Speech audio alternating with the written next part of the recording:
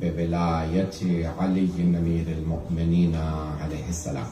اللهم صل على محمد وآل محمد وعجل فرجهم. والصلاة والسلام والتحیۃ والاکرام علی افضل الموجودات العبد المؤید والرسول المسدد المصطفى الامجد المحمود الاحمد اعنی ابا القاسم محمد. اللهم صل على محمد وآل محمد وعجل فرجهم.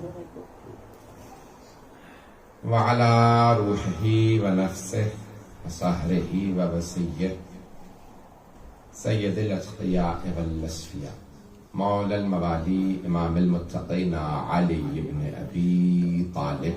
اللهم صل على محمد وآل محمد وعجل فرجهم.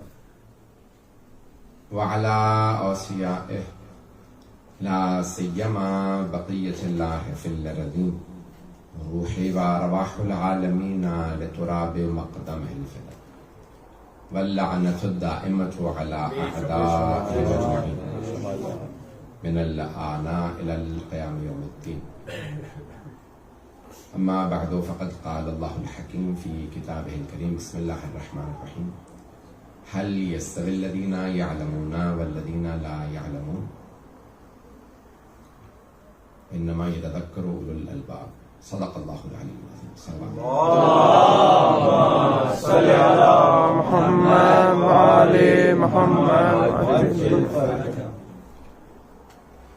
میں نے سورہ زمر کی آیت نمبر 9 کا انتخاب کیا ہے جہاں ارشاد باری تعالیٰ ہوتا ہے قل اے میرے حبیب کہہ دیجئے.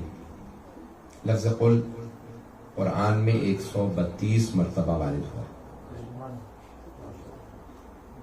سدوسیوتو 132 times 132 مرتبہ. یہ خطاب ہے خاص خود رسول اکرم.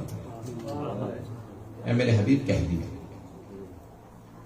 جب بھی حبیب خدا سے کوئی سوال کیا گیا یا اعتراض کیا گیا تو اللہ نے اس سوال کے جواب میں فرمایا آپ یہ کہہ دیجئے. توجہ ہے میرے ساتھ؟ جیسے لوگوں نے پوچھا ہمارے بت ایسے ہیں آپ کا خدا کیسا ہے تو اللہ نے کہا میرے حبیب فرما دیجئے قل هو اللہ احد. بتا دیجئے کہ وہ اللہ ایک اللہ الصمد وہ بے نیاز ہے. لم یلد ولم یولد نہ اس کو کسی نے پیدا کیا نہ وہ کسی سے پیدا ہوا. ولم یکن لہ کفوا احد اس جیسا کوئی نہیں اس کو کوئی ہمسر نہیں. تو قرآن کریم میں جہاں جہاں پہ لفظ قل آیا ہے یہ حبیب خدا کو جواب ہے کسی نہ کسی سوال کا.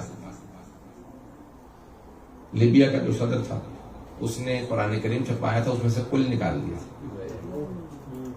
اس جگہ رسول خدا مر چکے ہیں اس قل کی ضرورت نہیں ہے اس کے بغیر پیغام پورا ہو جاتا ہے. پھر دوبارہ مجبوراً سے قرآن چھپوانا پڑا قل کے ساتھ. کئی مرتبہ لوگ امت کی اصلاح کرتے کرتے اللہ رسول کی اصلاح کرنے لگتے ہیں. توجہ رہے گی میرے ساتھ؟ حضرات گرامی اس میں کچھ ایسے افراد زیادہ شامل ہوتے ہیں کہ ہم اصلاح کرتے کرتے یہ نہیں سوچ رہے ہوتے میں کس کی اصلاح کر رہا ہوں. قابلیت آپ کے ذہن پہ اتنی سوار نہ ہو کہ آپ بھول جائیں میں اصلاح کس کی کر رہا ہوں. امت کی اصلاح کرتے کرتے کبھی امام کی اصلاح نہ کرنے لگوں. دوبارہ کے سنیں گے یا سنیں گے؟ اللہ نے گرامی امت کے بہت سے لوگوں نے بعض اوقات خود امام کی اصلاح شروع کی ہے. رسول اکرم نے جو حدیث کہتے مشہور معروف میں میرا عنوان نہیں ہے میں پڑھ چکا ہوں میں دیکھ رہا ہوں دوسرے شہروں سے بھی لوگ آئے. حدیث ثقلین ان چارۃ الفکم ثقلین کتاب اللہ و عترۃ اہل بیت. میں تم میں 2 گراں قدر چیزیں چھوڑے جا رہا ہوں اللہ کی کتاب اور اپنی عترت اپنے اہل بیت. انہما لن یفترقا حتی یرد علی الحوض. یہ دونوں ایک دوسرے سے کبھی جدا نہیں ہوں گے یہاں تک کہ حوض کوثر پہ مجھ سے عامل ہے. اچھا اس میں بہت سے الفاظ ہیں اس میں ایک جملہ ہے جو بہت کم پڑھا جاتا ہے فلا تعلمہما انہیں سکھانے کی کوشش نہ کرنا لأنہما اعلم منکما کیونکہ وہ تم سے زیادہ علم رکھتے ہیں. کون؟ قرآن اور اہل بیت. اب بہت سے افراد جو ہیں وہ اصلاح کرنے چلے تھے امت کی، امام کی اصلاح کرنے لگے. انہوں نے کیا کیا؟ خود امام علیہ السلام کی یوں کر لیجیے، ایسا کر لیجیے، ویسا. دیکھیں مشورہ اگر امام مانگے تو اور بات ہے، اور وہ بھی اس لیے مشورہ مانگتے تھے اس لیے نہیں کہ ضرورت تھی، وہ اللہ معصوم نہیں ہے. اگر انہیں بھی ضرورت ہو، اللہ سے متصل نہیں ہے، پتہ نہیں مجمع ہے یا نہیں. اگر مشورہ بھی مانگے تو اس لیے نہیں کہ ضرورت ہے، اس لیے کہ ہمیں سکھا رہے ہیں. اپنے آپ کو عقل کل نہ سمجھنا. اگر نبی معصوم ہوتے ہوئے مشورہ لے رہے ہیں تو تم محتاج ہو مشورے. تو ان کو کبھی سکھانے کی کوشش نہ کرنا. کس کو؟ قرآن اور اہل بیت. اہل بیت کو سکھانے کی کوشش نہ کرنا. ایسا کہ ہم بعض اوقات اپنے آپ کو اتنا قابل سمجھنے لگتے ہیں کہ ہم اہل بیت کو سکھانے کی کوشش کرتے ہیں. یہ میں آپ کے لیے نہیں کہہ رہا ہوں، یہ اپنے لیے کہہ رہا ہوں. خدا ایسا وقت نہ لائے کہ کوئی انسان اپنے آپ کو اتنا قابل سمجھنے لگے، اتنا عالم سمجھنے لگے کہ اب میں انہیں مشورہ دوں، انہیں سکھاؤں. بات پہنچ رہی ہے میری؟ ایسا نہیں گرامی، یہ بہت اہم ہے کہ ہم سمجھیں. میں نے جس آیت کا انتخاب کیا سورہ زمر 39 سورہ نمبر 39 سی و 9، اس کی آیت نمبر 9. قل هل يستوي الذين يعلمون والذين لا يعلمون. تھوڑی سی تبلیغی مجلس ہے، سن لیجیے گا، برداشت کر لیجیے. اے میرے حبیب کہہ دیجیے، قل هل يستوي الذين يعلمون والذين لا يعلمون. اے میرے حبیب کہہ دیجیے، کیا وہ جو علم رکھتے ہیں اور وہ جو علم نہیں رکھتے دونوں مساوی ہو سکتے ہیں؟ انما يتذكر اولو الالباب. عقل والے ہی سبق حاصل کرتے ہیں. اللہ فرما رہا ہے عقل والے ہی سبق حاصل کرتے ہیں. وہ جو علم رکھتے ہیں اور وہ جو علم نہیں رکھتے. میں نہیں کہہ رہا ہوں، قرآن فرما رہا ہے، اللہ کا فرمان ہے. وہ جو علم رکھتے ہیں، علم کون رکھتے ہیں؟ حبیب خدا فرما گئے میری آل کو سکھانے کی کوشش نہ کرنا، وہ تم سے زیادہ علم رکھتے ہیں. تو ایک بات واضح ہو گئی، آل کا امت سے کوئی تقابل نہیں ہے.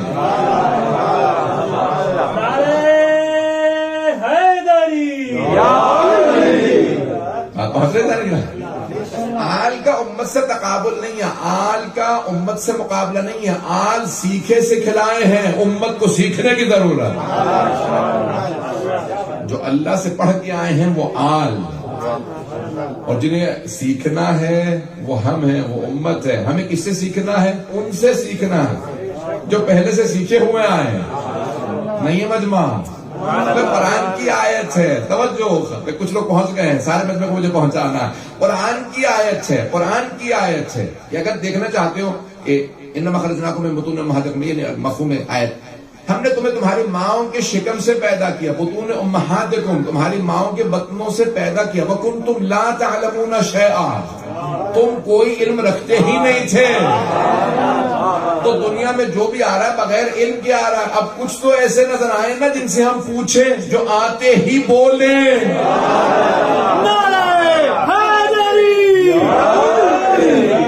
بات پہنچ گئی نہیں گرا؟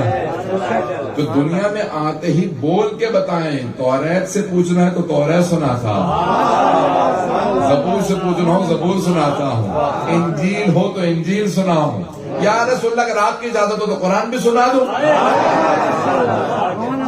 میدان گرامی، تو اب کچھ تو ایسے ہیں نا کہ جو سیکھے سکھلائے آ رہے ہیں. تو میں نے موضوع لیا ہے یہ آیت سورہ زمر کی، قل هل يستوي الذين يعلمون والذين لا يعلمون انما يتذكر اولو الالباب. اللہ کہہ رہا ہے صرف عقل والے ہی سیکھتے ہیں. تذکر عقل والوں کو ملتا ہے جو علم رکھتے ہیں اور جو علم نہیں رکھتے. اچھا پھر ہم نہیں بتاتے کہ کس کے پاس علم نہیں تھا. میں نے کچھ بھی نہیں کہا، پریشان ہو گئے. ہم نے تو رسول آل رسول کو دیکھا ہے. اب ہم امت میں نہیں بتا رہے کہ کس کے پاس علم نہیں تھا. بس ہمیں تاریخ میں یہ معلوم ہے جب لوگوں نے مسئلہ پوچھا اور کسی نے جواب دیا، جناب امیر نے کہا یوں نہیں یوں ہے، تو کئی لوگوں نے کہا علی نہ ہوتے تو ہم ہلاک ہو جاتے.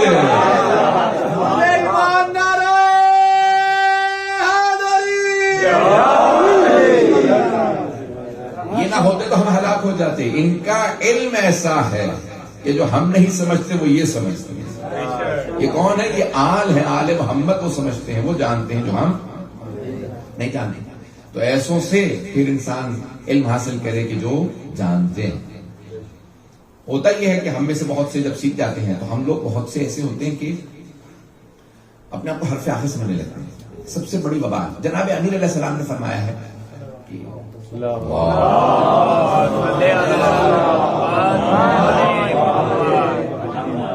یہ حدیث بہت خوبصورت ہے. لکل شیء آفت اردو میں بھی استعمال ہوتا ہے، فارسی میں بھی استعمال ہوتا ہے، عربی کا لفظ ہے. کلیمٹی، زوال، ہر چیز کی ایک آفت ہے. وللعلم آفات، ہر چیز کی ایک آفت ہے. علم کے لیے آفات ہے. مولا فرماتے ہیں حافظہ چلا جائے تو آفت آ گئی. کیوں؟ علم کا تعلق ہے حافظے سے. چلیے گا، میں کسی پہ نہیں پڑھ رہا ہوں، میرے ساتھ چلیے گا. تو یہ علم کے لیے مولا فرماتے ہیں آفات ہیں. کئی آفتیں ہیں، ایک آفت نہیں، آفتیں ہیں علم کے لیے. تو آپ نے بہت سی آفتیں بیان کی ہیں کہ وللعلم آفات. اور علماء کے لیے بھی آفت ہے. آفت العلماء حب الریاسہ، علماء کی آفت یہ ہے انہیں عہدے اور منصب سے محبت ہو جائے. نہیں پہنچا سکا یہ تو میں نے اپنی کیٹیگری کے لگا، آپ کی پریشان ہو گئے.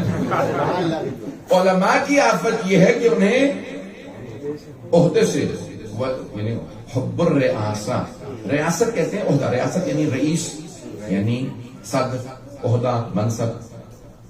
میں 10 سال سے رئیس ہوں، تو یہ سب سے پہلے میں اپنے آپ سے خطاب کر رہا ہوں.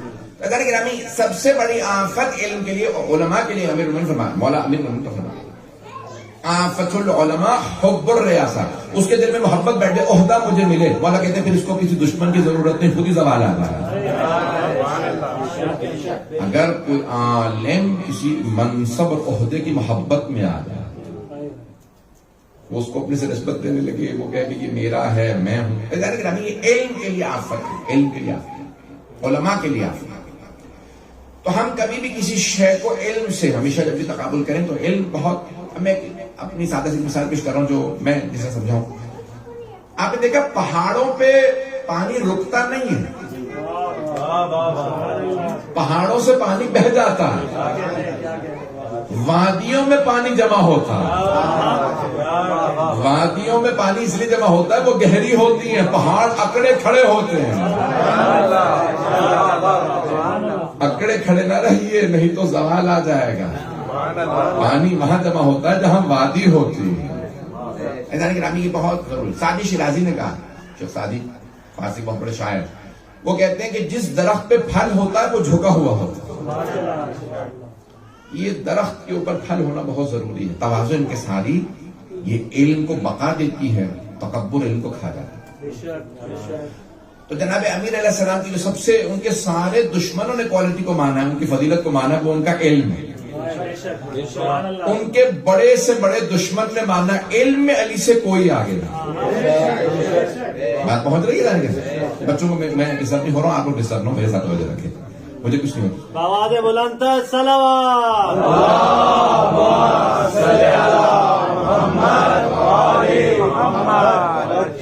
میں طنز میں نہیں کہہ رہا ہوں، میں واقعی ڈسٹریکٹ نہیں ہوتا. بچے آتے جاتے ہیں، کچھ نہیں ہوتا مجھے. آپ لوگ میرے ساتھ رہیں، بہت سے لوگ میں مولانا کچھ کہیں گے، کچھ میری رٹی ہوئی تقریر نہیں، میں جو بول رہا ہوں میں بولتا رہوں گا. توجہ میرے ساتھ. تو گرامی یہ ڈسٹریکشن جو ہے دنیا کی آتی رہتی ہے، زندگی کے اندر ڈسٹریکشن بہت آتی ہیں. انسان کئی ایسے ہوتے ہیں جو ڈسٹریکٹ ہو جاتے ہیں. اتنا کانسنٹریٹ کرنا سیکھیں کہ کچھ بھی ہو جائے ڈسٹریکٹ نہ ہو. انسان جو اپنے راستے پہ چل رہا ہے نا، اسی راستے پہ چلتے رہے، ڈسٹریکشن کو نہ آنے دیں. مجھے کئی لوگ کہتے ہیں مولانا فلاں آپ کے لیے یہ کہہ رہا تھا، وہ یہ کہہ رہا تھا، یہ ہو گیا، وہ ہو گیا. تو میں ہمیشہ کہتا ہوں اس سے پہلے ہم کیا بات کر رہے تھے؟ کہ یہ کام آپ ایک پروجیکٹ بتا رہے تھے، یہ بتا رہے تھے، تب وہی کرو. لوگوں کے کہنے سے ڈسٹریکٹ ہو جاؤ گے، پھر دشمن کامیاب ہو گیا. کبھی ڈسٹریکٹ نہ ہو. جناب امیر مسجد نبوی میں آئے تو کچھ لوگوں نے اعتراض کیا، یعنی جب آپ ہمارے پیچھے نماز پڑھتے نہیں. انہیں بھی پتا تھا نہیں پڑھتے، نہیں ہے مجمع. یہ جو آج کہتے ہیں علی مسجد میں جاتے تھے تو ان کے پیچھے نماز پڑھتے ہوں گے. شیعہ مکتب میں مسئلہ ہی حضرت علی سے آیا. اگر امام عادل نہ تو اس کے پیچھے نماز نہیں ہوتی.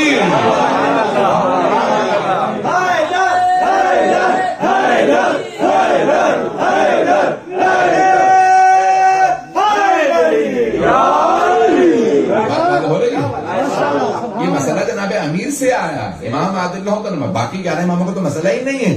پتہ نہیں لوگ ہیں یا نہیں. مولا علی کا تو مسئلہ تھا, وہ مسجد میں جاتے تھے, باقی ائمہ علیہ السلام کو تو مسئلہ نہیں تھا. کیوں؟ جیسے مثال کے طور پہ چوتھے امام سے کہا مولا جمعے میں نہیں آتے. مولانا کا جمعہ کون پڑھاتا ہے؟ چلیں مولا مروان. مولانا کا اچھا وہ سنا ہے کہ میرے دادا کا نام لے کے توہین کرتا ہے. کہاں؟ یہ موجود ہے, میں نہیں کہہ رہا ہوں, سارے مسلمانوں نے لکھا ہے, یہ شیعہ پوائنٹ آف ویو نہیں پیش کر رہا ہوں. تو کہا وہ میرے جد کا نام لے کے, جناب امیر کا نام لے کے توہین کرتا ہے. کہاں؟ مولا نے کہا تم سن لیتے ہو, سنتے ہو مولا کی توہین کرتا ہے, میرے جد کی توہین کرتا ہے. کہاں سنتے ہیں؟ کہا پھر بھی نماز پڑھ لیتے ہو. پتہ نہیں لوگ ہیں یا نہیں. مولا نے کہا سنتے ہو. کہاں سنتے ہیں؟ وہ ایک ہی جمعہ ہوتا ہے مدینے میں, مسجد نبوی ایک ہی مسجد, سال وہیں آتے ہیں, وہی جمعہ پڑھاتا ہے. مولا نے کہا سنتے ہو. کہاں؟ پھر نماز بھی پڑھ لیتے ہو. کہاں؟ مجبوری ہے. مولا نے کہا پھر ایسا جمعہ پڑھانے والوں پہ بھی لعنت ہو اور پڑھنے والوں پہ بھی لعنت. جمعے پہ نہیں کہا تھا, مروان کے جمعے پہ کہا تھا. بات پہنچی یا نہیں پہنچی؟ تو لوگ آج کی آخری پیس پیش کر رہے ہیں, پہلا والا نہیں بتاتے. گرامی مولا نے کہا کہ ویسا جو میرے جد کا نام لے کے توہین کرے, جناب امیر کے توہین کر رہا ہے. اگر گرامی رسول خدا نے کہا جمعہ مکمل نہیں جب تک کہ علی پہ درود و سلام نہ بھیجو. سمجھ رہی ہے بات؟ پیغمبر اسلام فرماتے جب تک میرے بھائی علی پہ درود و سلام نہ بھیجو, صلوات و سلام نہ بھیجو, خطبے کے اندر جمعہ نہیں ہوتا, نماز جمعہ نہیں ہوتی, نماز نہیں ہوتی. بھائی نماز تب ہوگی جب خطبہ مکمل ہو. خطبہ مکمل ہی نہیں جب تک علی کا نام درود و سلام کے ساتھ نہ ہو.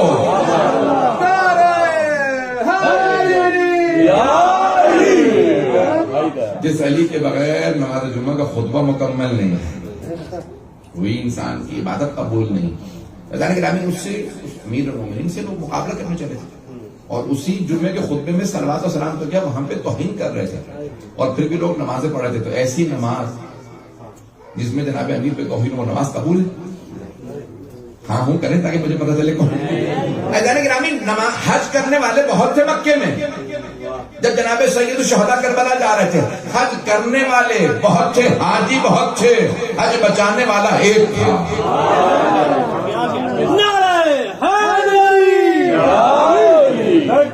بات پہنچ رہی ہے گرامی؟ یہ عبادتیں نہ ہوتی اگر حسین ابن علی نہ ہوتے. شہید محسن نقوی نے کہا تھا کہ بچا گیا تجھے سجدہ حسین کا ورنہ, بچا گیا تجھے سجدہ حسین کا ورنہ, نماز عصر سے پہلے ہی مر گئی ہوتی. کوئی نماز پڑھنے والا کہاں ہوتا اگر سید الشہداء نے سجدہ نہ کیا ہوگا. میرے گرامی یہ ساری باتات باقی ہیں. امت ان پہ لازم تھا کہ پیروی کرتے, وہ اصلاح کرنے لگے. کس کی؟ اہل بیت کی, امام کی, آل محمد, انہیں سکھانے لگے. سخت جملے تب جملے کہہ رہا ہوں, لیکن میری سخت توجہ نہیں. تو گرامی علم آل محمد کے پاس ہے, ان کے گھر کی لونڈی ہے, علم ان کے گھر کا ہے.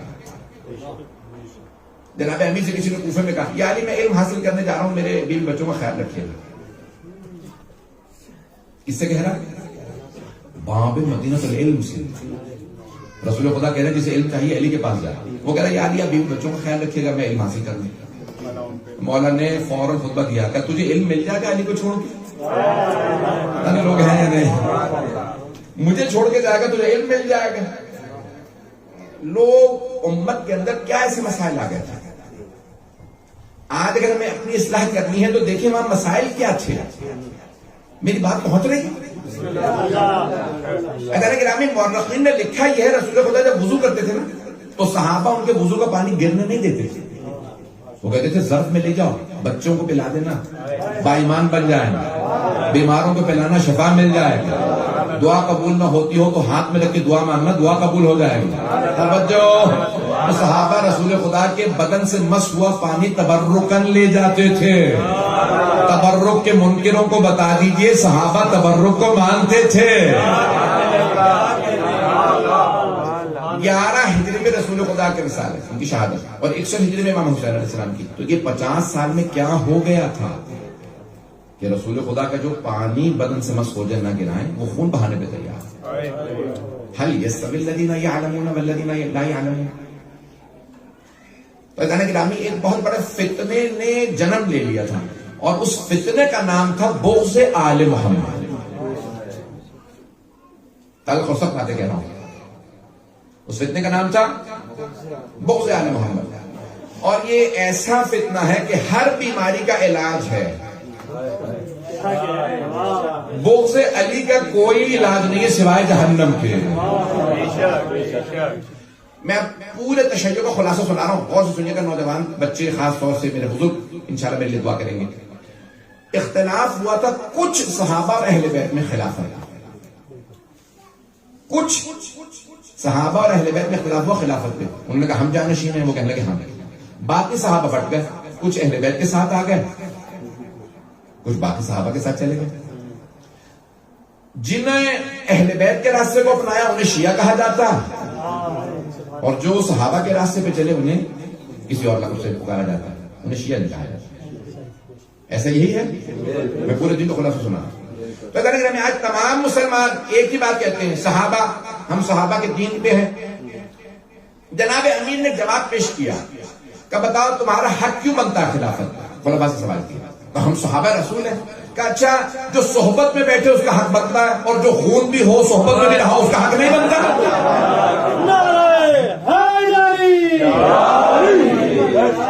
رسول خدا کے دشمنوں پر لعنت، مولا علی علیہ السلام کے دشمنوں پر لعنت، سیدہ علیہ السلام کے دشمنوں پر لعنت، مولا حسین علیہ السلام کے دشمنوں پر لعنت، مولا حسین علیہ السلام کے دشمنوں پر لعنت، رسول خدا کی آل کے دشمنوں پر لعنت، نعرہ حیدری۔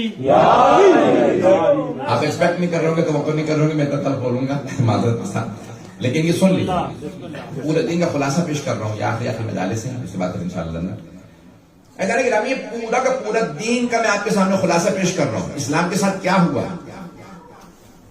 آج اگر ہم اس بات کو پیش کرتے ہیں تو بہت سے ہمارے اپنے افراد نادانی کے اندر کہتے تھے نہ بتائیے، نہ بتائیے، نہ جانے لوگ ناراض نہ ہو جائیں۔ اگر کوئی دین سے مخلص ہے، جناب عیسیٰ کا وہ ان کا عقیدہ یہ ہے کہ انہیں سولی پہ چڑھایا گیا ہے، ہمارے ساتھیوں نے آسمان پہ اٹھا لیا گیا، سولی پہ جو شبی بنا تھا اسے چڑھایا گیا، وہ کہتے نہیں سولی پہ چڑھایا گیا تھا۔ آج تک وہ مخالف ہیں کہ جس نے جناب عیسیٰ کو سولی پہ چڑھایا، 1.5 ارب دنیا کی آبادی ہے عیسائی میں، 2.5 ارب، 2.4 بلین، وہ سب مخالف ہیں، وہ کہتے نہیں عیسیٰ کو سولی پہ چڑھایا، نہیں پہنچا سکا بات۔ عیسیٰ کو سولی پہ چڑھایا، وہ کہتے ہیں ہم سب کے سب عیسائی مخالف ہیں کیونکہ عیسیٰ ہمارے نبی ہیں، اللہ کے بیٹے، وہ ان کو مانتے ہیں، وہ کہتے ہیں اللہ کا بیٹا، ہم نہیں مانتے، ہم نہیں کہتے کہ اللہ کے بیٹا، لیکن وہ پھر بھی سب کے سب مخالف۔ اور اگر رسول کے نواسے کو کوئی کربلا میں شہید کر دے پھر بھی مسلمان بحث کر رہے ہیں رضی اللہ تھا یا نہیں تھا۔ بات پہنچ رہی ہے؟ سید الشہداء بلند الصلوات،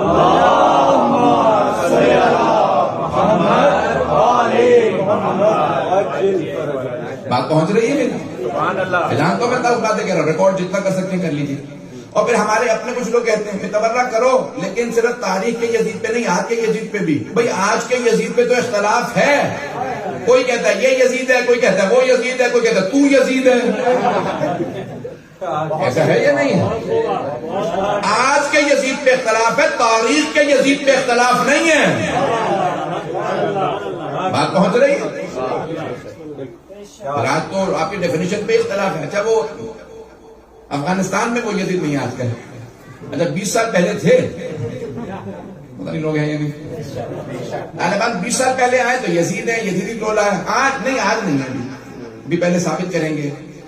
کیوں ہمارا حافظہ اتنا ضعیف اور کمزور ہو جاتا ہے؟ پتہ نہیں لوگ ہیں یا نہیں۔ اللہ کے گرامی کیوں اتنی جلدی بھول جاتے ہیں کسی کی تاریخ؟ جو ان کو لانے والے ہیں شیعہ اسے نہیں کہتے جو صرف ہاتھ دیکھے۔ شمر نے مارا تھا امام حسین علیہ السلام کو، تو ہم صرف شمر پہ لعنت کرتے ہیں کیا؟ سبحان اللہ مولانا، پہنچ رہی ہے بات؟ آپ نے آج تک ابھی دیکھا کسی شیعہ نے کہا ہو شمریت مرد آباد ہمیشہ کہتے ہیں یزیدیت، کیونکہ سامنے ہاتھ شمر کا تھا، پیچھے دماغ یزید کا تھا. ہم تو ایک ایک دماغ، ایک ایک بال، ایک ایک آنکھ، ایک ایک ہاتھ، ایک ایک فکر و سوچ والے آدمی پہ لعنت بھیجتے ہیں. بات پہنچ رہی ہے؟ وہ قاضی چاہے جتنا مرضی بڑا قاضی رہا ہو، فتویٰ دینے والا امام حسین کے خلاف واجب القتل کا. یہ کیا تھے؟ وہ حکمران کیا تھے؟ بھئی اب تم نے حکومت لے لی ہے تو جاؤ جو کرنا کرو، اپنے آپ کو کہتے خلیفہ رہے ہو. یہی کہتے تھے یا نہیں کہتے تھے؟ کیا کہتے تھے اپنے آپ کو؟ میں خلیفۃ المسلمین ہوں. چار کے بعد رکا نہیں سلسلہ. جو بھی بعد میں بنو امیہ کا بھی آتا رہا وہ کہتا رہا میں ہی خلیفہ ہوں. بنو عباس کا بھی جو آیا وہ یہی کہتا تھا میں خلیفہ ہوں. جب تو خلیفہ تو خود ہی فتویٰ دے لے. پھر بھی درباری ملاؤں کو کہتا تھا فتویٰ دو، مجھے ان کو قتل کرنا. بھئی ائمہ علیہ السلام کے جتنے قتل ہوئے ہیں کیا یہ بغیر فتووں کے ہوئے ہیں؟ اگر نہیں معلوم میں بتا رہا ہوں پھر آپ کو. آج کتنے درباری ملا تھے جنہوں نے دستخط کیے یزید کے کہنے پہ ہاں حسین واجب القتل، اور پھر قاضی رہے. یہ تاریخ اگر بتا دے تو کہتے ہیں مت بتاؤ. کتنے چہروں سے نقاب اتر جاتے ہیں. اور یزید کیا کہہ رہا تھا؟ باغی تھے. یہ کہا کہ نہیں کہا؟ اس نے کہا میں نے باغیوں کو مارا ہے. شام میں سب لوگ کے سب یہی کہہ رہے تھے باغیوں کو مارا ہے. اور وہ کہتا تھا واجب القتل تھے، میں نے صحیح کیا. یہ تو جب جناب زینب نے خطبہ دے دیا تو اس نے کہا میں نے نہیں مارا. جسے آج تک پیش کر رہے ہیں بھائی، وہ تو خود ہی کہہ رہا تھا میں نے نہیں مارا، میرے ساتھ نے مارا، عبید اللہ بن زیاد نے مارا. اس نے وہ اس وقت کہا تھا جب سارا دربار اسی کا مخالف ہو گیا. جب مخالف ہوا تو اس نے کہا میں نے نہیں مارا، عبید اللہ بن زیاد نے مارا، کہیں بغاوت میں مجھے نہ مارا. تو جیسے اس نے کہا میں نے نہیں مارا، جناب زینب نے کہا بھیا گواہ رہنا. مولا حسین کے سر کو دیکھے، سر اقدس کو دیکھا مولا حسین علیہ السلام کے، کہا بھیا گواہ رہنا میں نے آپ کے قاتل سے اسی کے دربار میں اقبال جرم کروانا.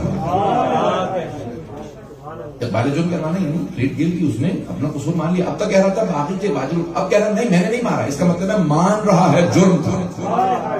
پتہ نہیں بات پہنچی ہے نہیں. کل باتیں کروں گا جتنے بھی پڑھوں. تاریخ میں کتنی تلخیاں ہوئی ہیں. کیا کہا تھا ہارون الرشید نے؟ دینیات میں بھی شامل ہے.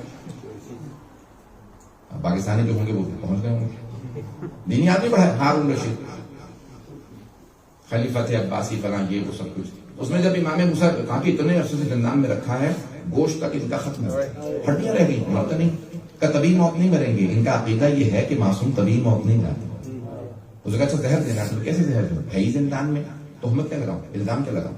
اس نے کہا گناہ کی الزام لگا دے قاضی نے. پہلے اس نے منع کیا ہمیں فتویٰ نہیں دے سکتے یار محمد ہے. اس نے حرام کھلایا، پیسے دیے، کہا تجھے چیف جسٹس بنا دوں گا، یہ بنا دوں گا، سب عہدے آفر. کیا پھر ایک بدکارہ کو ایک رات زندان میں ان کے پاس بھیج دے، میں فتویٰ دے دوں گا واجب القتل. کیا کیا جناب یوسف کا قرآن نے ذکر کیا. نوجوانوں کی خاص توجہ، سورہ یوسف اٹھا کے دیکھیے. جب مصر کی خواتین نے جناب یوسف کو دعوت دی کہ خوبصورت ہے تو جناب یوسف نے کہا رب السجن احب الیہ مما یدعوننی، پروردگارہ جس بات کی مجھے دعوت دے رہی ہوں اس سے مجھے زندان زیادہ عزیز ہے، تو زندان بھیج دیں، ان کے شر سے بچ، مجھے بدنام کرنا. امام موسیٰ نے جعفر پہلے سے زندان میں ہے، ہارون نے منصوبہ بنایا، اس خاتون سے کہ اتنے پیسے دے رہے ہیں بس ایک رات زندان میں رہنا. جیسے ہی زندان میں بھیجا امام نے کہا خبردار قریب نہ آنا، تو نہیں جانتی میں کون ہوں. امام نے ہاتھ سے اشارہ کیا، زندان کی چھتیں کھلنے لگی. ایک مرتبہ اس نے جنت کا نظارہ کیا، ہونے لگی کہ یہ ساری جنت یہ میں کیا دیکھ رہی ہوں؟ جنت کی تمام مخلوقات کا قریب نہ جاننا، تیرا کردار پاک نہیں ہے، یہ آیت تطہیر کا مصداق ہے. میں اپنے الفاظ میں پیش ہوں، یہ پاک و پاکیزہ مخلوق ہے، قریب نہ آنا. اس نے بس یہ کی جملہ کہا. وہ نہیں جانتی تھی کون ہے حجت خدا موسیٰ نے جعفر، کچھ نہیں، صرف ایک جملہ کہا اے عبد صالح، اے اللہ کے نیک بندے، کیا میری توبہ قبول ہو سکتی ہے؟ امام نے کہا ایک شرط پہ، آج کے بعد سے وعدہ کر گناہ نہیں کرے گی، میں وعدہ کرتا ہوں شفاعت کروں. رونے لگی. ایک مرتبہ امام نے کہا سجدے میں آ جائے. امام نے قبلے کی طرف کیا، سجدے میں گئے، وہ بھی پیچھے سجدہ کرنے لگے. اب جب صبح کو فجر پہ آئے نا وہ ہارون کے فوجی، انہوں نے کہا تجھے نمازیں پڑھنے کے لیے یہاں پہ پیسے نہیں دیے. کہا خبردار اب تم ہاتھ نہ لگانا، میں پاک ہوں. لوگ کہا میری توبہ قبول ہو چکی ہے، اس عبد صالح نے مجھے وہ نظارہ کرا دیا ہے جو تمہیں بھی اندازہ نہیں ہے. جنت کا نظارہ کرا. میرے لیے شہود کی منزل طے ہو چکی. بات پہنچی ہے جتانے کے رہے. ان خلفاء کو مسئلہ کیا تھا؟ وہ جانتے تھے کہ جب تک کہ آل محمد ہماری تائید نہ کریں ساری امت بیعت کر لے کچھ نہیں ہے، جب تک کہ آل محمد ہاتھ نہ رکھے. بھئی جب ساری امت نے، امام نے یہی تو کہا نا، بھئی امت نے تیری بیعت کر لی، ضد کیوں ہے کہ میں بیعت کروں؟ ہر امام سے یہی ضد کی. بھئی میں بات غلط کہہ رہا ہوں تو بولی کہ ہر امام سے یہی ضد نہیں تھی بیعت کیجیے. کیوں زہر دیا گیا؟ کیوں مارا ائمہ علیہ السلام؟ بیعت نہیں کرتے، زہر دے دو، شہید کر دو، مار دو. بھئی ساری امت نے بیعت کر لی. وہ جانتے تھے ساری امت ایک طرف ہو، یہ امام ہی تو تائید کی ہے. سب کچھ اسی کے ہاتھ میں ہے. اللہ تبھی مانے گا جب یہ کہے. اور وہ کہتے تھے ہم کہہ نہیں سکتے، گنہگاروں کو ہم منوا نہیں سکتے. ہمیں جس دور سے گزر رہے ہیں یہ دور بڑا برا شوق دور، جہاں ہمارے دشمن دندناتے پھر رہے ہیں. کبھی شام میں، کبھی عراق میں، افغانستان میں، کہاں کہاں حملے ہو رہے ہیں ہر طرف سے، ہمارے عقائد پہ، ہمارے حرم مقدس مقامات پہ، ہر چیز پہ. لیکن ہماری صفوں میں اتحاد نہیں ہے. اور اس کا سب سے بڑا سبب یہ ہے کہ ہم اپنے نفسوں کو فوقیت دیتے ہیں. عزیزان گرامی، میں سب سے پہلے اپنے آپ سے مخاطب ہوں، پھر اس میں سے ہر آدمی سے مخاطب ہوں. وہ یہ نہ سوچے ساتھ والے کو کہہ رہے ہیں، اس کو کہہ رہے ہیں، اس کو کہہ رہے ہیں. نہیں، میں آپ سے کہہ رہا ہوں.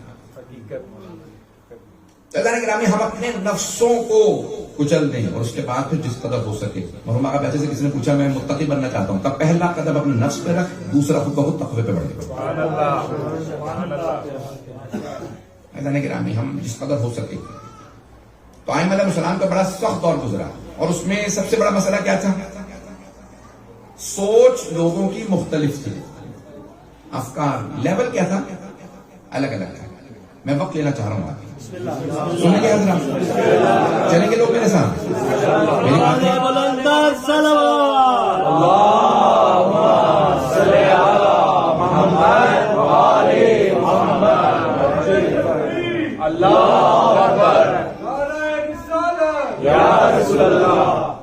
ہر شیعہ کا ایٹم بم کل ایمان نعرہ حیدری، دیگر بلندتر صلوات. اللہم صلی علی محمد و آل محمد. تھوڑی سی دیر چلیے، غلط باتیں کہہ رہا ہوں لیکن تھوڑی سی دیر. عزیزان گرامی، لوگوں کا مستویٰ یا لوگوں کا جو لیول تھا نا وہ الگ الگ تھا. سب سے بڑی مصیبت یہ تھی کہ کچھ تو سمجھتے تھے بس امام کا فیصلہ آخری، کچھ امام کو بھی جا کے مشورے دیتے، مولا یوں کر لیجیے، ایسے کر لیں، ویسے. ابو سفیان کو جناب امیر کے پاس آ گئے. ذہنوں میں ہے نا یزید کا بھی دادا تھا. اب بات پہنچ گئی. تو ابو سفیان آیا کہ یا علی، میں سارے بنو امیہ کو لے آؤں گا. آپ کا حق چھن گیا، خلافت چھین لیتے ہیں، اس کا تو خاندان بھی نہیں. مولانا نے کہا یہ بنو امیہ اسلام کے کب سے مخلص ہوئے ہیں؟ بات پہنچ رہی ہے. تیرا سہارا نہیں لوں گا، میرے اپنے بازوؤں میں اتنا دم ہے کہ میں سب سے لڑ سکتا ہوں. نہیں پہنچا سکا، نہیں پہنچا سکتا. مولانا میں خود لڑ سکتا ہوں، ذاتی لڑائی تو ہے نہیں، جنگ ہے اسلام کی. ایک جملہ خاص طور سے یہ جو چند افراد بہت زیادہ شوق سے سن رہے ہیں ان کے لیے پیش کر رہا ہوں، آپ کے جذبات کی آزمائش کے لیے. جناب امام حسن مجتبیٰ سے لوگوں نے کہا کہ آپ کے بابا کھانا بہت، روٹی کا ٹکڑا کھاتے ہیں، جو کی روٹی، کہیں ذرا گوشت کھائیں، ایک بکرا کھا لیں. پتہ نہیں لوگ ہیں یا نہیں. پرانے زمانے میں پہلوان پورا بکرا کھا جاتے تھے، اونٹ ذبح کرتے تھے، بہت اچھا خاصا. کہا مولا سے کہیں فاتح خیبر ہے ذرا کوئی گوشت کھائیں، بڑا کوئی جانور کھائیں. اتنا تھوڑا سا مختصر سا کھانا لیتے ہیں. مولا حسن مسکرانے لگے. کہا بابا یہ سارے لوگ جمع ہو گئے، کہتے ہیں اپنے بابا سے کہیں ذرا پیٹ بھر کے کھانا ہی کھا لیں. روٹی کا ٹکڑا، وہ بھی چھوٹا سا، خشک جو کی روٹی، کبھی گوشت تھوڑا سا کھا لیتے ہیں، بہت کم، نمک کے ساتھ، سرکے سے. تو مولا نے مسکرا کے کہا، مولا حسن تو جانتے ہیں امام معصوم ہے. کہا بیٹا حسن، اگر سارا عرب جمع ہو جائے اور آپ کے اس بوڑھے باپ کے مقابلے میں آ جائے، ابھی بھی سب کے لیے کافی ہے.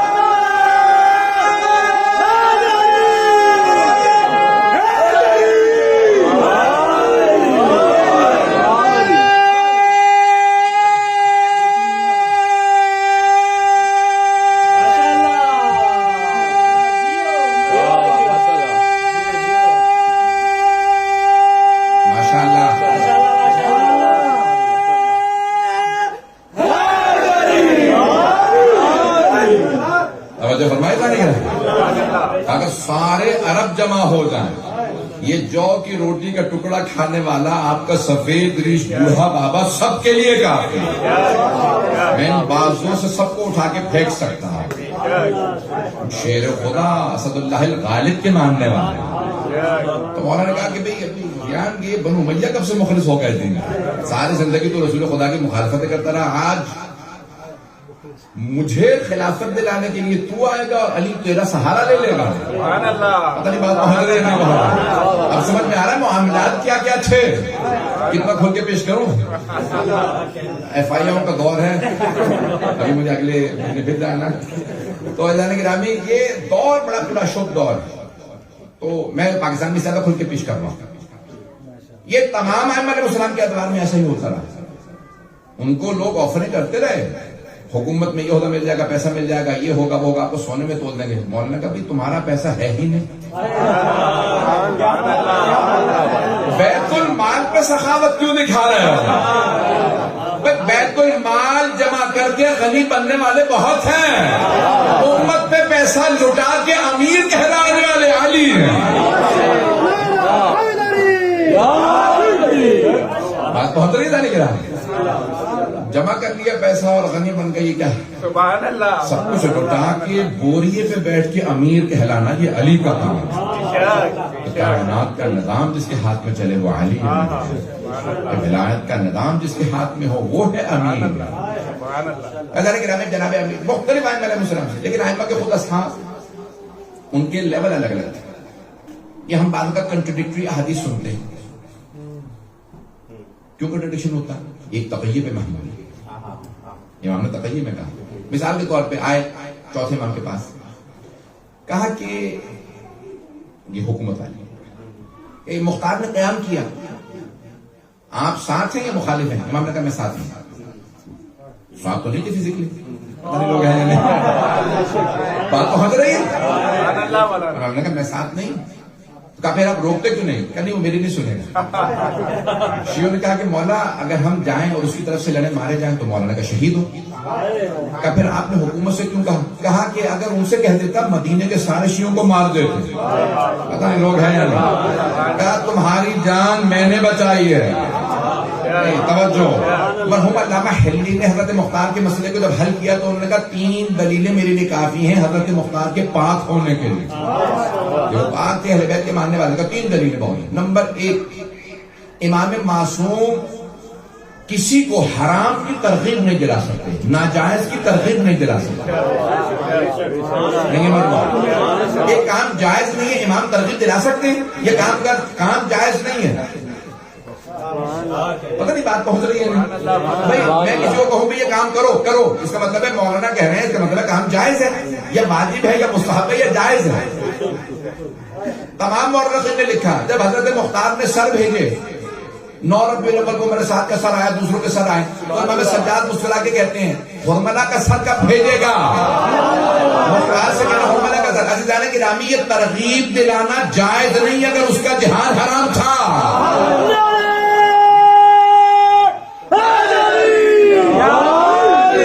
بات پہنچ رہی؟ امام کے لیے جائز ہی نہیں ہے کہ ہاں اس کا بھی سر بھیج، اس کا مطلب ہے ثواب کا کام تھا، ابھی تو امام رغبت دلا رہے ہیں اور کر اور ماں دشمن ہے۔ دوسرا انہوں نے خمس بھیجا، کہا مولا یہ خمس میں نے نکالا حکومت کا۔ امام نے ایک مرتبہ کسی کو بلایا کہ ذرا سادات حسنی کے مکان بنوا دو، ان کے مکان ٹوٹ گئے، نہیں ہے مجمع، سادات کے مکان بنوا کے دے ہی نہیں سکتے امام سجاد اگر خمس کا پیسہ حرام کا پیسہ۔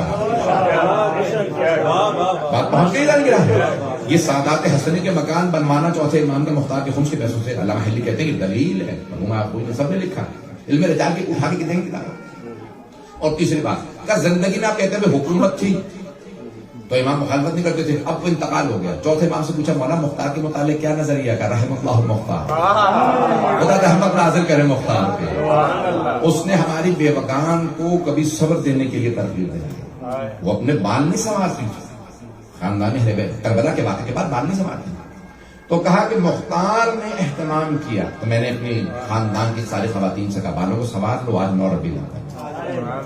ایسا گرامی کہا اس نے ایسے ایسے کام کیے کہ ہمیں صبر آیا، اس نے چن چن کے حسین ابن علی کے قاتلوں کو سزا دی اور پوچھتا تھا بتا تم نے کیا کیا. تو اللہ کے گرامی ہم کیا ہوتا تھا کہ وہاں پہ اس زمانے میں کچھ لوگ جذباتی بھی ہوتے ہیں, کچھ سمجھدار بھی ہوتے ہیں, ہر طرح کے لوگ تھے.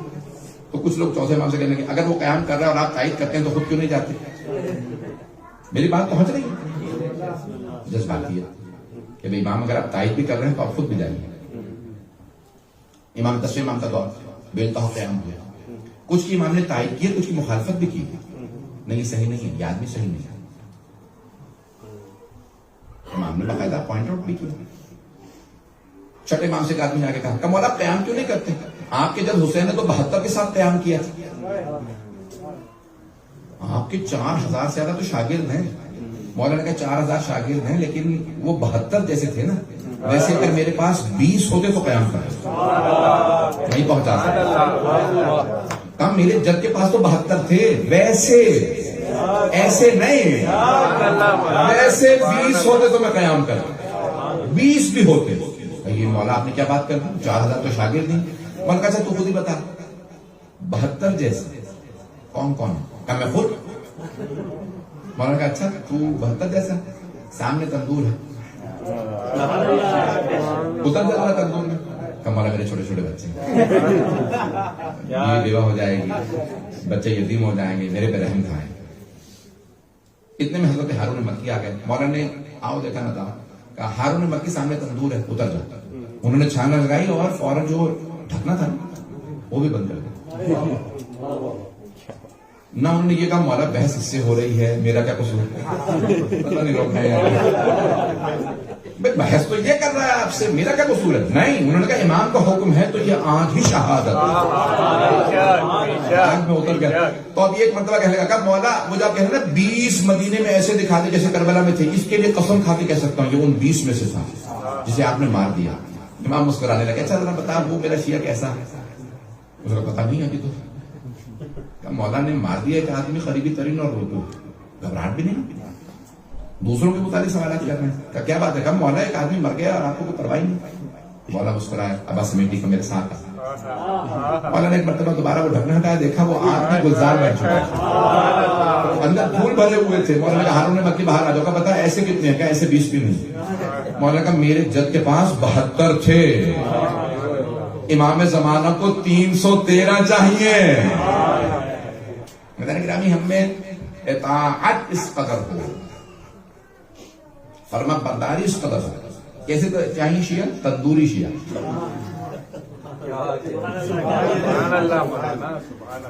تندوری شیعہ چاہیے, تندور میں اتر جائیں, سوال نہ کریں.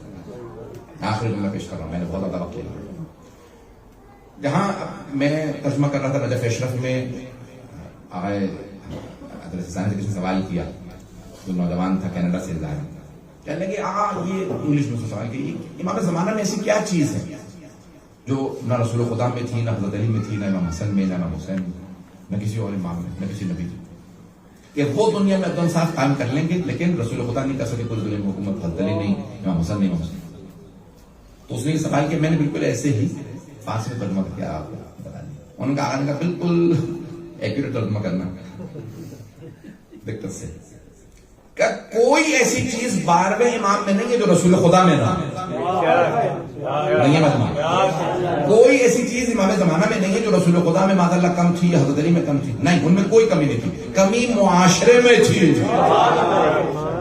لوگ پہنچے یا نہیں پہنچے؟ معاشرے میں اتنی بلندی نہیں تھی, اطاعت نہیں تھی, معرفت نہیں تھی. 12ویں امام کے ماننے والوں میں معرفت اور اطاعت اتنی ہوگی کہ وہ ہر چیز پہ جان قربان کرتے. اس لیے کہا کہ جو آخری زمانے کے لوگ ہیں ان جیسا وہ تمام انبیاء کی امتوں کے اوپر فقیر اطاعت ہو. اب اس کے اندر ہمارے ہاں مختلف طبقات, مختلف الخیال, افکار پائے جاتے ہیں. کچھ چاہتے ہیں کہ آج سب کچھ ہو جائے, کچھ چاہتے ہیں کہ ہم کچھ نہ کریں, کچھ چاہتے ہیں کہ جو کرنا ہے اللہ نے امام نے کرنا وہ کریں گے, ہم ساتھ دیں گے. کچھ زمینہ سازی کے لیے تیار ہے, کچھ امام علیہ الصلوۃ والسلام کے انتظار میں. مختلف الخیال ہیں آج بھی, ہر آدمی اپنی اپنی. یاد رکھیں کہ میں لندن میں میرے پاس کچھ طلبہ ہیں, کہنے لگے ہمارے ماما کا بھی یہ مسائل ہے. میں نے کہا چند برس پہلے آپ بھی ایسے ہی تھے جیسے دوسرے لوگ کی آپ شکایتیں کریں. 3-4 سال پہلے ایسے آتے بھی تھے. تو اب 3-4 سال میں آپ اتنے آگے نکل گئے کہ دوسروں کو تنقید کا نشانہ بنا. کہنے لگے ایسے تو تھے ہم, لیکن اب ہمیں سمجھ میں آ گیا. تو جو آپ کو سمجھ میں آ گیا لازمی تو نہیں ہر ایک کو سمجھ میں آ جاتا. ایسا کہ رامی ہر انسان اپنے اپنے حساب سے کام کرے, دوسروں پہ تحمیل نہ کرے. امام معصوم سے کوئی افضل نہیں, انہوں نے بھی تحمیل نہیں کیا. تحمیل کرنا سمجھتے ہیں, امپوز کرنا, یہ کام ایسے کرے. معاشرے کے اندر دیکھا کہ ان میں طاقت نہیں ہے تو امام نے تحمیل نہیں کیا. معاشرے پہ تحمیل نہ کرے کوئی بھی کام. زبان خلق کو نقارہ خدا سمجھو. شہرت ملاک نہیں ہے, مشہور ہونا کرائٹیریا نہیں ہے. کوئی مشہور ہو گیا جی تو الٹے سیدھے قسم کے لوگ زیادہ مشہور ہیں. مشہور ہونا کوئی کرائٹیریا نہیں, مقبول ہونا وہ بھی اللہ کے نیک بندوں میں, یہ کرائٹیریا ہے. اللہ کے رامی ائمہ علیہ السلام نے کہا کہ زبان خلق کو نقارہ, یہ جب تک ائمہ علیہ السلام فرماتے تھے کہ جب تک ہماری طرف لوگوں کی رغبت نہ ہو, ہم پہ ذمہ داری نہیں ہے. ہمارا قیام ذات کے لیے نہیں ہے, لوگوں کے لیے. توجہ. میں نے آج بہت تلخ و سب باتیں کہی, میں ذہن میں بہت مضمون لے کے آیا.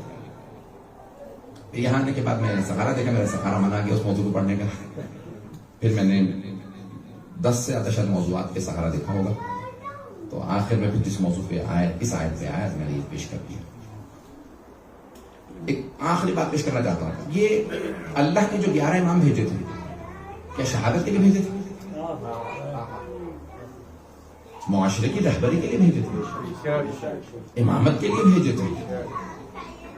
معاشرے کی امامت کے لیے بھیجے تھے. لوگوں نے کیا کیا؟ علی جیسے امام کو شہید کر دیا, امام حسن مصطفیٰ جیسے امام کو شہید کر دیا, امام حسین جیسے.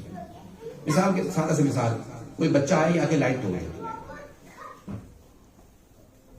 انتظامیہ کہے نہیں لائٹ لگا, بچے آئے پھر دوبارہ توڑ دیں. بچوں سے مثال دے رہا ہوں کہ نادان ہوتے ہیں, تیسری دفعہ پھر لائٹ توڑ دیں. انتظامیہ کہے گی یا بچوں کو سنبھالو یا پھر لائٹ نہیں لگوا. اتنی دفعہ ہم لگا چکے. اللہ نے علی جیسے 11 امام بھیجے, لوگوں نے شہید کر دیا. اللہ نے کہا میں 12ویں کو غیبت میں رکھوں گا جب تک تم میں صلاحیت پیدا نہ ہو. ان کی حفاظت کی, ان کی خدمت کی, ان کے لیے قربانی کی, ان کے لیے اطاعت و فرما برداری کی. میں نے روشنی سے اس لیے مثال دی ہے کہ نور کی مثال نور ہی سے دی. تو اللہ نے اتنی مثالیں دی, 11 امام بھیجے.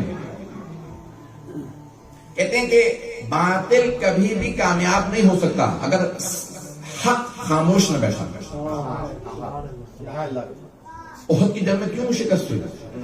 رسول خدا لیڈر تھے, علی مرتضیٰ سپہ سالار تھے, کیونکہ صحابہ نے رسول خدا اور علی مرتضیٰ کی نہیں سنی, نہیں مانی. پتہ نہیں لوگ ہیں یا نہیں. رسول خدا سے تو افضل کوئی نہیں ہو سکتا, علی مرتضیٰ سے تو افضل کوئی نہیں ہو سکتا.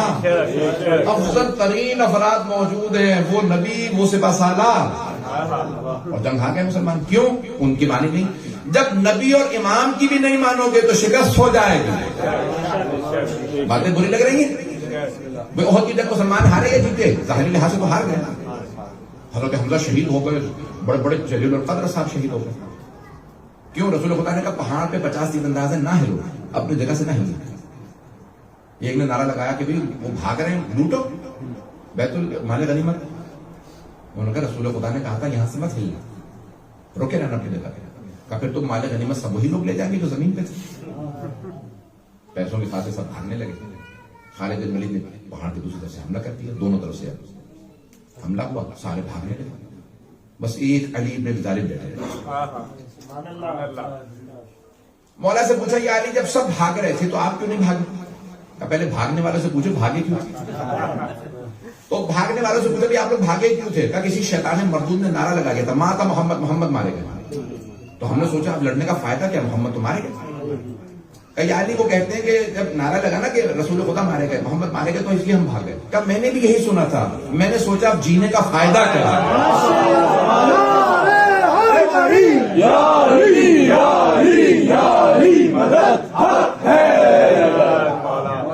جینے کا فائدہ کیا رسول خدا نے ہے؟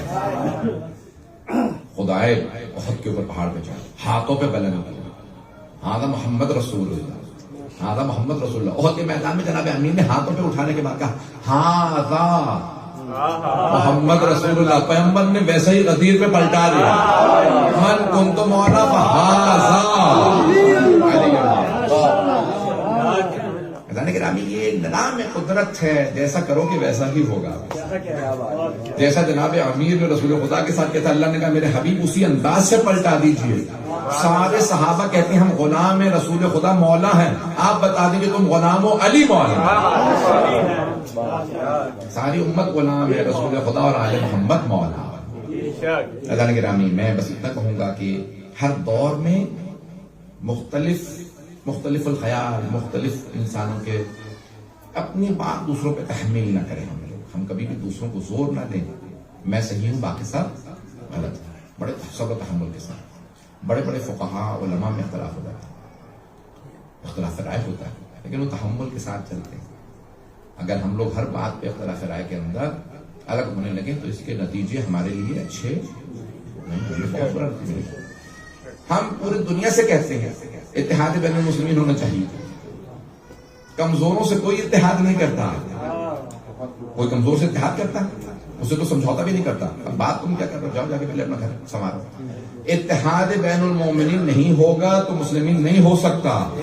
پہلے اتحاد بین المومنین، مومنوں کے صفیں مضبوط ہوں، لوگ خود بخود آپ کے در پہ آئیں۔ ہمارے پاس جناب امیر جیسے 12 امام ہیں، دنیا کے پاس ایک نہیں ہے۔ لوگ ہمارے پاس 12 امام ہیں، 12 امام ہیں۔ عزیزان گرامی، 12 کا ماننے والا کیسے ذلیل و خوار ہو سکتا ہے؟ اللہ نے عزت ہی اہل بیت علیہ السلام کے لیے لکھی ہے، ان کے ماننے والوں کے لیے۔ سر اٹھا کے جا، دنیا کے اندر بے انتہا مسائل آئیں گے۔ میں نے بہت سخت اور تلخ باتیں کہیں، یہ ریکارڈنگ آپ نے کر لی ہے، میرے خیال تو لائیو بھی چلی گئی ہے، جتنا ہو سے پھیلا دیجیے گا۔ بہرحال بعض اوقات انسان نہیں کہنا چاہتا، انسان بہت کچھ کہہ جاتا ہے، اور بعض اوقات جو نہیں کہنا چاہ رہا ہوتا وہی جو چیزیں نشر ہوتی ہیں۔ اپنے صفوں میں اتحاد رکھیں۔ آج سارے دشمن آپ کو تقسیم کر رہے ہیں، اور اگر آپ اسے قبول کر لیں، پانی کا کوئی رنگ نہیں ہوتا، چلیں یہ تو وہ ٹرانسپیرنٹ نہیں ہے، پانی کا کوئی رنگ نہیں ہوتا، جو رنگ ڈالیں گے نا ویسے ہی اس کا رنگ بن جاتا ہے۔ معصوم فرماتے ہیں المؤمن کلمہ مومن پانی کی طرح سے، اس میں جتنی پاکیزگی ڈالتے رہو گے اتنا ہی پاکیزہ رنگ بنتا جائے گا۔ اسی لیے محمد و آل محمد کا رنگ ان کے اندر جتنا زیادہ سمویا جائے گا۔ وہ اللہ دشمن تو اپنے کام کر رہے ہیں، پوری دنیا دشمن ہے، آل محمد ہے۔ آج ماننے والوں کا متحد ہونا بہت ضروری ہے۔ آخری حدیث اور پھر چند جملے مسائل کے، میری تلخ باتوں کو درگزر کر دیجیے گا، یہ حدیث اپنے پلے باندھ لیجیے گا، اسے کوئی نہ بھلا سکتا۔ شیخ طوسی کی غیبت میں الغیبہ شیخ طوسی، وہاں پہ یہ نقل کیا گیا ہے۔ بعض امام سے پوچھا مولا آپ کا ظہور میں تاخیر کیوں ہوگی؟ آپ نے فرمایا میرے ظہور میں تاخیر بہت ہوگا، تب میرے شیعوں کی وجہ سے۔ جب تک وہ تقسیم رہیں گے تب تک میرا ظہور نہیں ہوگا، جب وہ تیار ہو جائیں گے تو اللہ کہے گا آپ شیعہ تیار ہیں، آپ جا سکتے ہیں۔ سبحان اللہ، سبحان اللہ۔ ہم خود سبب نہ بنے تاخیر کا، ہم سب کے ساتھ ہماری ذمہ داری ہے کہ جس قدر ہو سکے۔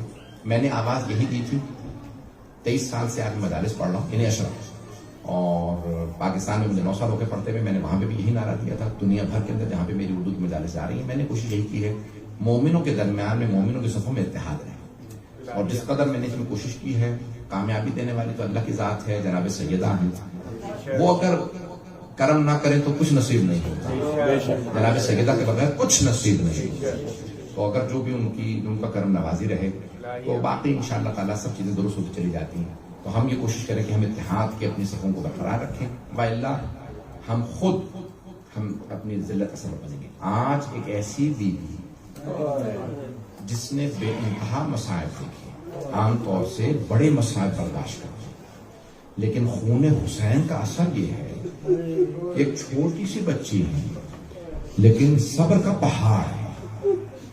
میں آج مصائب پیش کرنا چاہتا ہوں، صرف بی بی کی شہادت کی ایک روایت پڑھوں گا، بی بی کی شہادت کی 3 روایات۔ صبر، کیوں اتنی سمجھ؟ میرے ان جملوں کو سنیے گا کہ میں مسائل پہ نہیں آیا ہوں، اتنی سمجھداری کیسے ہوتی ہے کسی بچے میں؟ جب اہل بیت کا خون ہو تو بچے میں سمجھداری ہوتی ہے. جب امام نبی اور امام کا وہ ڈائریکٹ بیٹا یا بیٹی ہو نا تو اس کے اندر ایک عجیب و غریب فہم و فراست ہوتی ہے. اس خون کا اثر ہوتا ہے جو امام کا, اس نبی اور امام کے خون کا اثر. چھٹے امام سے پوچھا اگر نبی اکرم کے بیٹے ابراہیم جوان ہوتے تو کیسے ہوتے؟ تو آپ نے فرمایا جیسے انبیاء کے بیٹے ہوتے. تو کہا وہ بیٹا بہت خاص ہوتا. اب جناب سید الشہداء کی بیٹی میں وہ خون کا اثر ہے نا, تو ہیں چھوٹی لیکن باتیں بہت بڑی بڑی کرتی ہیں. جب مدینے میں خاتون نے جناب سکینہ کو دیکھا تو ایک مرتبہ صدقہ دینے لگی. کہا بیٹی یہ صدقہ کھا لو, صدقے کی کھجور لائیں. تو کہا صدقہ تو علینا حرام, ہم پہ صدقہ حرام ہے. تو اس خاتون نے کہا صدقہ تو آل محمد پہ حرام ہے, تم پہ صدقہ کیسے حرام ہے؟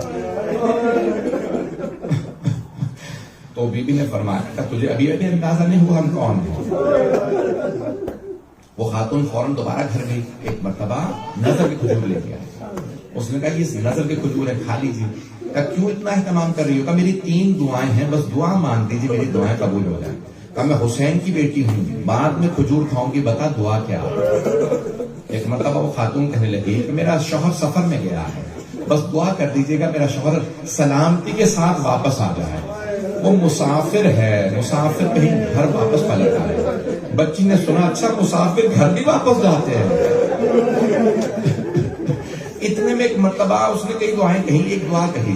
کہا آخری دعا بتا. تو نے کہا 3 دعائیں. کہا بس یہ دعا کرنا میرے بچے ایسے نہ اجڑیں جیسے آپ اجڑیں.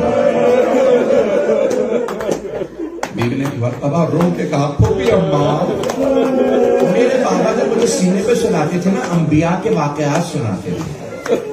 میرے بابا نے مجھے ایک مرتبہ حضرت صالح نبی کا واقعہ سنایا. تو پھوپھی اماں بابا نے کہا تھا اس اونٹنی کا ایک فصیل ایک بچہ بھی تھا. اس امت نے جب اس اونٹنی کا کوہان کاٹ دیا, وہ اونٹنی شہید ہو گئی, تو اس اونٹنی کے بچے نے پہاڑ پہ چڑھ کے اس امت کو بد دعا دی تھی. پھوپھی اماں مجھے بابا نے بتایا تھا اللہ نے اس امت پہ عذاب نازل کر دیا کیونکہ اس اونٹنی کے بچے نے بد دعا کی, اللہ نے بد دعا قبول کر لی. پھوپھی اماں اتنا بتائیے اس اونٹنی کے بچے کا مقام زیادہ تھا یا میرا مقام تھا؟ ایک مرتبہ جناب زینب نے فرمایا بیٹی آپ کا مقام زیادہ ہے. کہا پھوپھی اماں میں بد دعا کروں گی آپ آمین کہہ دیں گے.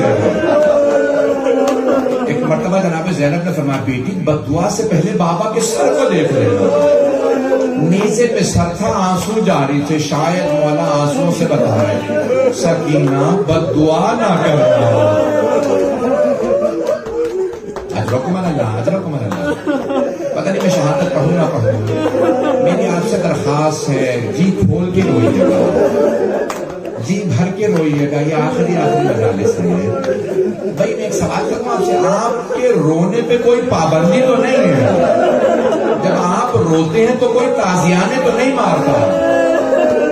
علی و بطول کی بیٹیوں کو تازیانے مارے جاتے ہیں. شیول بچوں کو مار کے کہتا تھا رونے کی اجازت نہیں. اجرکم اللہ, اجرکم اللہ. بس بھائی ایک مرتبہ بیوی نے ایک سوال کیا, بھیا کیا بات ہے, میں نے کبھی آپ کو پاؤں پھیلائے بیٹھے نہیں دیکھا. کہا بیوی میرے نالین ٹوٹ گئے ہیں, پاؤں میں کانٹے لگے. بیوی نے ایک ایک کانٹا پاؤں سے نکالا. مولا سجاد اس بات کو یاد کر کے بہت روتے ہیں. کسی نے کہا مولا کیا بات ہے, رونے کی بات کیا ہے, آپ کی بہن نے آپ کے پاؤں سے کانٹے نکالے. کہا رونے کی بات یہ ہے میری بہن کے پاؤں میں بھی کانٹے تھے, میری بہن کے کانٹے نکالنے والا کوئی نہیں تھا, میرے ہاتھ توپ میں بندھے تھے. بعض علماء نے ایک روایت نقل کی, پہلے بیت 2 طرح کے زندان ملے شام میں. ایک زندان ایسا تھا جس کی اندر روشن دان بھی نہیں تھا, ہاتھ کو ہاتھ سجھائی نہیں دیتا تھا. دوسرا زندان ایسا تھا اس کی چھت نہیں تھی, اگر بارش ہوتی تو آل محمد پہ پڑتی, دھوپ نکلتی تو آل محمد دھوپ میں اذیت پہنچتی. اس بازار کے زندان میں بیویاں تشریف فرما تھیں. ایک مرتبہ صبح کے وقت بیوی نے دیکھا پرندے اڑتے جا رہے ہیں. بیوی نے سوال کیا بھیا یہ پرندے کہاں جا رہے ہیں؟ مولا نے فرمایا بہن کے دانا چگنے جا رہے ہیں. شام ہوئی پرندے دوبارہ کہا بھیا اب یہ پرندے کہاں جا رہے ہیں؟ کہا یہ اپنے آشیانوں کو واپس جا رہے ہیں، یہ اپنے گھر کو واپس جا رہے ہیں۔ کہا بھیا پرندے تو گھروں کو واپس چلے جاتے ہیں، کیا قیدی بھی زندانوں سے رہا ہو کے گھر جاتے ہیں؟ یا قیدی زندانوں میں مر جاتے ہیں؟ میں ہاتھ باندھ کے بیوی کی خدمت کروں گا، بیوی کچھ قیدی رہا ہو جاتے ہیں، کچھ زندان میں دفن ہو جاتے ہیں۔ حضرکم اللہ،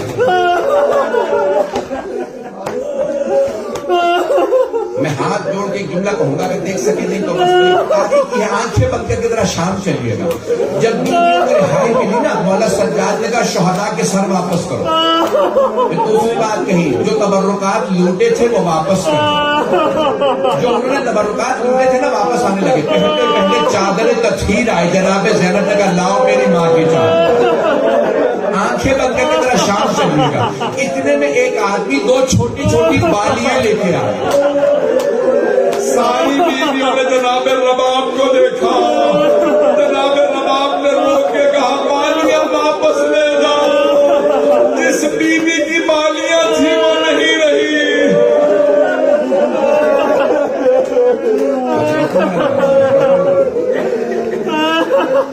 بس میں نے تمام کر دیا، آخری روایت پیش کر رہا ہوں۔ جناب سکینہ خواب میں دیکھ رہی ہیں، مرحوم آیت اللہ اشتہاری نے سکنا مال محمد میں روایت دیکھی، خواب میں دیکھ رہی ہیں مولا حسین تشریف لائے۔ ایک مرتبہ بی بی رونے لگی کہ بابا مجھے چھوڑ کے مت لائیے گا، بابا آپ کے بعد شمر نے مجھے بہت تماچے لگائے، بابا میرے چچا عباس کو بہت پکارا لیکن کوئی نہیں آیا، بابا مجھے چھوڑ کے نہ جائیے گا، بابا میں آپ کے بغیر نہیں رہ سکتی، بابا میں آپ کے سینے میں سونا چاہتا ہوں۔ مولا حسین نے باہیں پھیلائی بی بی کے خواب میں کہ بیٹی میرے پاس آ جائے۔ ایک مرتبہ خواب میں بی بی دیکھتی ہے میں بابا کی گود میں ہوں، مولا نے اٹھایا کہ بیٹی میں آپ کو لینے آیا تھا، اچانک جناب سکینہ کی آنکھ کھل گئی، چاہے سکینہ کہیں چاہے رقیہ کہیں۔ ایک مرتبہ بیوی کی آنکھ کھلی، بیوی نے آواز دے کے پوچھا پھوپھی اماں ابھی میرے بابا یہاں پہ موجود ہیں، میرے بابا کہاں گئے ہیں؟ ایک مرتبہ ساری بیویاں رونے لگی، کہا پھوپھی اماں میرے بابا مجھے لینے آئے تھے یہی موجود تھے۔ بیویاں رونے لگی، یزید ملعون کی آنکھ کھل گئی، اس نے پوچھا کیا بات ہے یہ بیویاں کیوں رو رہی ہیں؟ مجھے نیند نہیں آ رہی ان کے رونے سے۔ تو ایک مرتبہ کسی نے کہا یہ ایک بچی ہے وہ کہتی ہے مجھے اپنے بابا کے پاس جانا۔ کہا کون ہے اس کے بابا؟ کا وہ حسین کی بیٹی ہے، کیا اسے حسین کا سر دے دو۔ ایک کشت میں سر رکھا گیا، سر پہ کپڑا رکھا گیا، ایک چراغ کے ساتھ کشت لایا گیا۔ جناب سکینہ نے جب سر کو دیکھا نا تو بیوی نے نہیں پہچانا سر لائے ہیں، سبزی شاید کھانا لائے گا، اب مجھے پیاس نہیں ہے، مجھے کھانا نہیں چاہیے، مجھے پانی نہیں چاہیے، مجھے بابا کے پاس جانا۔ ایک مرتبہ ایک ملعون نے اس کش سے کپڑا ہٹایا، بس کپڑے کا ہٹانا تھا، بیوی نے اپنے بابا کا کٹا ہوا سر دیکھا، آگے بڑھی سر کو گود میں لیا، رو کے کہنے لگی بابا یہ کس نے آپ کی رگوں کو کاٹا؟ بابا یہ کس نے مجھے یتیم کر دیا؟ بابا مجھے چھوڑ کے نہ جائیے گا، بابا میں آپ کے بغیر نہیں رہ سکتی۔ اچانک روتے روتے بیوی زمین پہ گر گئی، بس زمین پہ گرنا تھا، مولا سجاد نے آوازیں پھوپھی اماں میری بہن سے میرے بابا کا سر لے لیجئے۔ سب نے کہا کیا بات ہے سکینہ کا رونا بند کیوں ہو گیا؟ کہا پھوپھی اماں میری بہن رہا ہو گئی،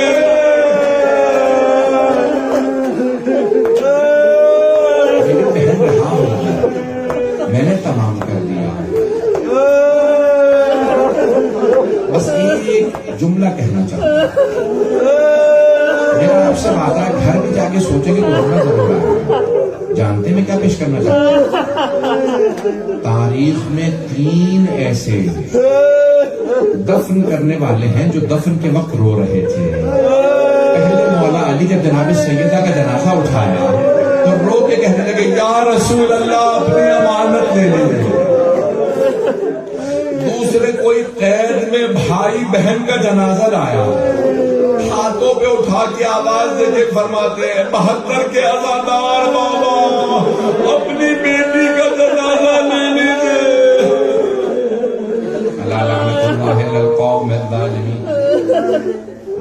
سيعلم الذين ظلموا أي منقلب ينقلبون.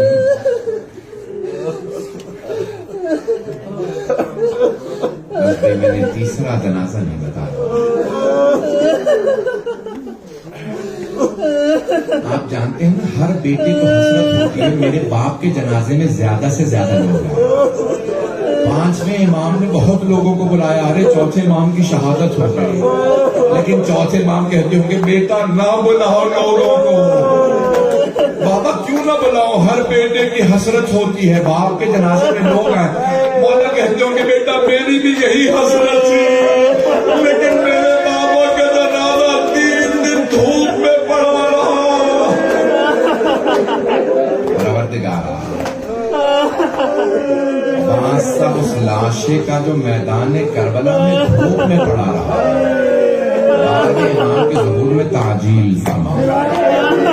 پروردگارا اس یتیمہ بی بی کا واسطہ جن کا زندان میں انتقال ہوا, اس بی بی کی شہادت کا واسطہ بے اولادوں کو اولاد عنایت فرما. اولاد والوں کی اولاد کو نیک و صالح, پریشان حالوں کی پریشانیاں دور فرما. ہاتھوں کو بلند کیجیے گا کہ آخری واسطہ دے رہا ہوں, بہت سے لوگوں نے اس سے التماس سے دعا کی. پروردگارا شام غریبہ کے اس بیمار کا واسطہ جن کا بستر لوٹ لیا گیا, ہمارے تمام مریضوں کو شفا کاملہ عاجل. پروردگار ہمارے مقامات مقدسہ کی حفاظت فرما, اس امام باقا کو ترقی عنایت فرما, خدمت کرنے والوں کی توفیقات میں اضافہ فرما, ہم سب کی عاقبت بخیر فرما, جو ہاتھ بلند نے کسی کو رد نہ فرما. پروردگار سب کی دعائیں مستجاب فرما. مجھے ابھی بھی کچھ لوگوں کے رونے کی آواز آ رہی ہے. میں سوال کروں, آپ نے صرف مصائب سنے ہیں نا, آپ نے دیکھا تو کچھ نہیں ہے. آپ سمجھ میں آیا والا سجاد اتنا کیوں ہوتے تھے, انہوں نے بابا کا لاشوں کا آواز ہوتے دیکھا, کسی چھوٹی سی بہن کا زندان میں لاش ہے.